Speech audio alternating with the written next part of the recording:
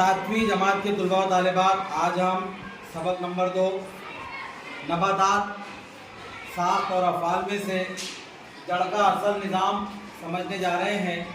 तमाम इधर तवज्जो देंगे।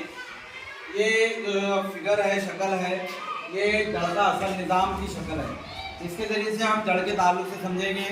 सबसे पहले जो बीज होता है, जिसकी ज़मीन के अंदर हम बुआई करते हैं या ज़मीन के ऊपर होता है, उसमें अक्सर आपने देखे होंगे कि दो कोमें निकलती है, एक ज़मीन की तरफ जाती है और एक ज़मीन के मुखालिफ से ऊपर की तरफ। तो ऊपर की तरफ जो कोम होती है बीज की, उसे हम अफवाह कहते हैं। क्या कहते हैं?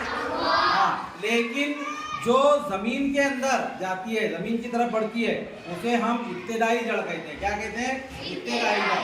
जब ये इब्तिदाई जड़ जमीन के अंदर जाती है तो उसकी नशोनुमा होने लगती है। क्या होने लगती है? हाँ, नशोनुमा होने लगती है।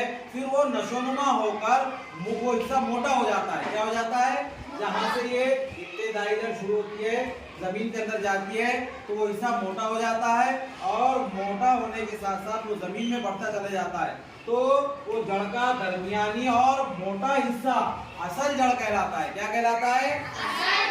हाँ, असल जड़ कहलाता है। अब ये असल जड़ से बहुत सारी जड़ों की शाखें निकलती है। जैसे देखिए निकल रही है शाखें, ये शाखें फूट रही हैं, आपने देखे होंगे।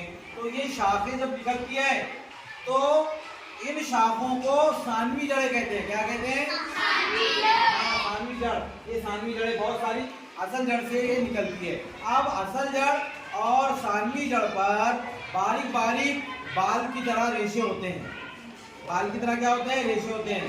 तो उन रेशों को, जो बारीक बारीक रेशों की तरह हैं, इन्हें हम जड़ बाल कहते हैं। क्या कहते हैं? जड़ बाल। जड़ बाल कहा जाता है। अब ये असल जड़ के आखिरी सिरे पर, जड़ के बिल्कुल आखिरी सिरे पर, आखिरी सिरे पर एक टोपी नुमा गिलाफ होता है। क्या होता है? हाँ, टोपी नुमा गिलाफ होता है। तो उस गिलाफ को, उस टोपी को जड़ टोपी कहते हैं। क्या कहते हैं?